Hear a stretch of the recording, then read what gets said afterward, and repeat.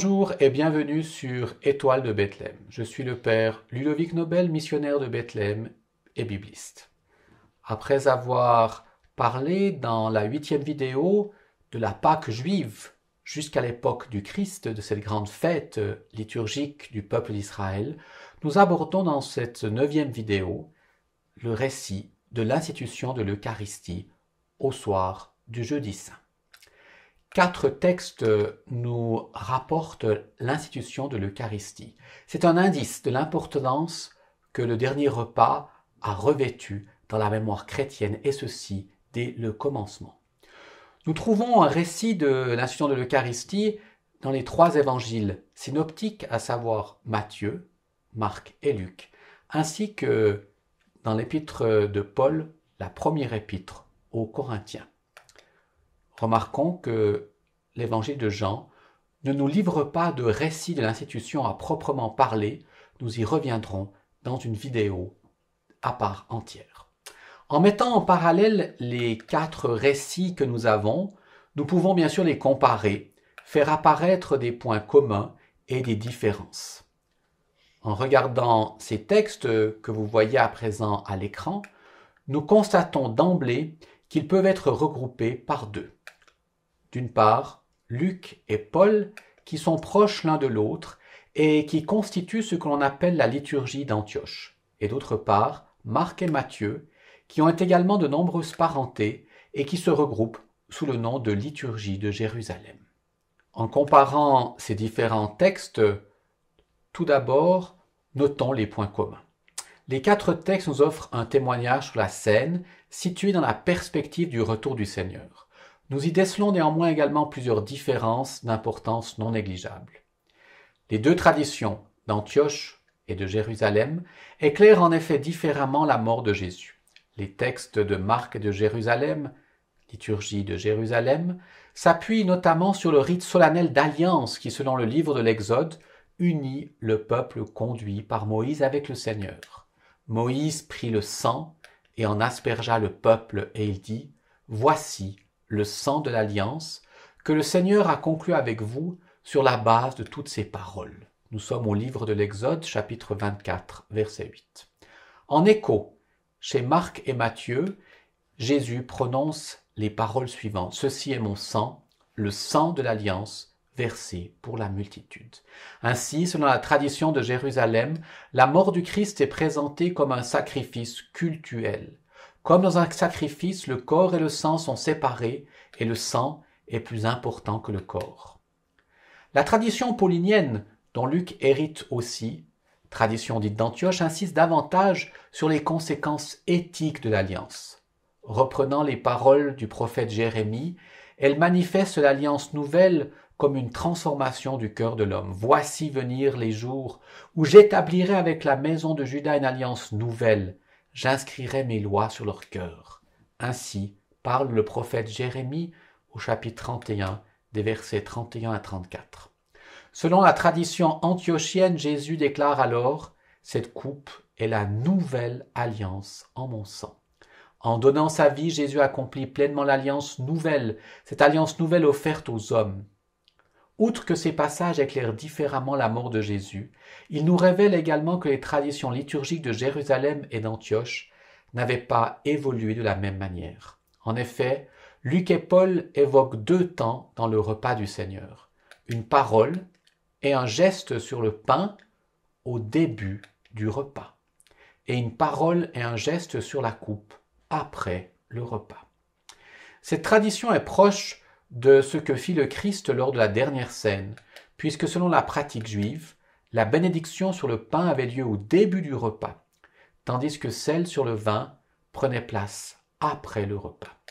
Marc, suivi par Matthieu, prennent une certaine distance par rapport au rite juif célébré par Jésus. En effet, chez eux, il n'y a plus d'après le repas. Les paroles sur le pain et le vin sont prononcées à la suite les unes des autres, sans discontinuité. La tradition de Jérusalem constituait ainsi une pratique liturgique évoluée par rapport aux traditions juives. Posons-nous maintenant une question quant à ce dernier repas de Jésus. en regardant d'un peu plus près ces textes, nous constatons que les récits qui sont à notre disposition ne sont pas très détaillés, car en effet ces récits sont déjà des traditions liturgiques. Ils ne nous disent pas avec grande précision ce que Jésus a fait, mais plutôt comment la première communauté célébrait l'Eucharistie, que ce soit à Antioche ou à Jérusalem. Malgré cela, nous pouvons essayer de dire quelque chose sur le dernier repas de Jésus. Deux thèses sont ici en concurrence. La première, c'est celle du repas pascal et la seconde, celle du repas d'adieu. Présentons à présent ces deux thèses. La scène, tout d'abord, comme le repas pascal. Voici les éléments en faveur de cette thèse. Les évangiles semblent présenter la scène comme un repas pascal. Où veux-tu que nous allions faire les préparatifs pour que tu manges la Pâque? Marc 14, verset 12. Toutefois, malgré cela, de nombreux exégètes refutent cette thèse pour les raisons suivantes. S'il est bien question d'aller préparer la Pâque, toutefois dans le déroulement du repas, aucun élément ne renvoie aux traditions de la Pâque. Il n'est même pas question de l'agneau pascal, qui pourtant constitue le cœur du repas pascal. Ensuite, l'hypothèse de la Pâque juive entraîne des violations invraisemblables dans la loi juive. En effet, tous les faits majeurs de la Passion se seraient déroulés durant la Pâque juive, c'est-à-dire en violant de façon ininterrompue la loi du repos. La session du Sanhédrin, les nombreux déplacements de Jésus et des Juifs, le portement de la croix par Simon de Cyrène, l'ensevelissement et la préparation des aromates. Tout cela serait des violations du repos imposées par la Pâque juive et celle du sabbat de manière plus générale. Il est peu probable que les responsables des Juifs aient à ce point accepté de violer la loi, alors que justement, ils condamnèrent Jésus à mort pour son irrespect de la loi. En effet, Jean de son côté atteste que le dernier repas de Jésus ne fut pas un repas pascal, car en effet il situe l'arrestation de Jésus dans la nuit qui précède le commencement de la Pâque. Au moment de la comparution de Jésus devant Pilate, ceux qui l'avaient amené n'entrent pas pour ne pas se souiller et pouvoir manger la Pâque. L'enlèvement de Jésus de la croix est fait dans la précipitation pour éviter que les corps restent sur la croix durant le sabbat, car ce sabbat était un grand jour, nous dit Jean. Cette parenthèse soulignait que le sabbat, cette année, coïncidait avec la Pâque. Venons-en maintenant à la thèse de la scène comme repas d'adieu. Ainsi, de plus en plus d'exégètes favorisent la thèse de la dernière scène comme repas d'adieu, suivant en cela les informations données par Jean. Ainsi, Jésus a été arrêté la nuit qui précède la grande nuit pascale et crucifié dans les heures précédant l'entrée dans le temps sacré.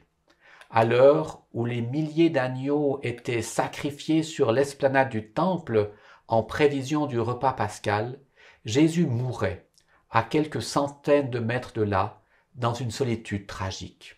Jésus, le nouvel agneau, le symbolisme était d'autant plus émouvant qu'il était réel. De ce fait, le dernier repas de Jésus ne pouvait être le repas pascal. Jean s'accorde néanmoins avec les synoptiques pour situer au cours d'un repas les échanges entre Jésus et ses disciples. C'est donc au cours d'un repas, comme Jésus en a pris de nombreux avec ses disciples, qu'il faut situer l'institution de l'Eucharistie. Toutefois, ce repas fut le dernier repas de Jésus, et a donc un aspect testamentaire. Nous repérons dans la tradition biblique de nombreux discours d'adieu, comme par exemple celui de Jacob à ses fils, au chapitre 49 de la Genèse. Dans le Nouveau Testament, on en trouve aussi dans les Actes. Au chapitre 20 des Actes, Paul fait ses adieux aux anciens d'Éphèse. Et surtout, dans l'évangile de Jean, chapitres 13 à 17, où Jésus prononce son long discours d'adieu à ses disciples. Dans tous ces récits se dessine un fond commun. Un homme, à l'approche de la mort, s'adresse à un cercle de proches sous la forme d'un discours. Par anticipation, il parle de sa mort prochaine et leur confie son testament qui leur permettra, malgré sa mort prochaine, de maintenir leur identité et leur unité. Ce dernier discours a souvent pour cadre un repas qui reçoit par là même une solennité toute particulière. Suivant cette thèse, voici ce que nous pouvons dire sur le dernier repas de Jésus. Le repas de Jésus est un geste prophétique. Dans l'Ancien Testament, les gestes prophétiques sont nombreux. Ainsi, Jérémie brise une cruche devant ses compatriotes et dit « Je vais briser ce peuple comme on brise le vase du potier qui ne peut être réparé. » Jérémie 19, versets 10 à 11. Le geste vient annoncer une réalité irrévocable. C'est dans un tel contexte que les disciples de Jésus ont dû comprendre les gestes et les paroles de Jésus au cours de ce dernier repas. Sachant sa mort prochaine, Jésus l'arrache à l'absurdité et lui donne un sens. Ceci est mon corps, ceci est mon sang. Les deux formules ne sont pas différentes quant au sens. Chacune exprime la totalité de l'être humain. La première, à travers le symbolisme du corps, ce corps fragile, ce corps brisé. La seconde, à travers l'allusion du sang, ce sang qui sera répandu. Ce sang qui fait également référence à la mort. Le corps et le sang, c'est l'être tout entier qui est voué à la mort. En précisant que son sang est versé pour beaucoup, Jésus rappelle l'aspect salutaire de sa propre mort. Jésus était convaincu que sa mort avait un caractère expiatoire. Il lui donne une signification d'amour et de service. Pour les premiers disciples, le geste de Jésus devait être clair. Devant eux, il condensait sa vie dans un acte de service et d'amour. Saint Jean l'a très bien compris, lui qui établit un lien entre le lavement des pieds et l'institution de l'Eucharistie. En participant au repas, les disciples sont impliqués dans sa mort. Ils ont communauté de destin avec lui. Sa mort était une naissance pour eux, la participation à une alliance nouvelle. L'Eucharistie n'est plus seulement la mémoire d'une mort brutale, mais celle d'une présence nouvelle, celle du Seigneur qui continue, qui se prolonge sans cesse de convoquer ses disciples à son repas.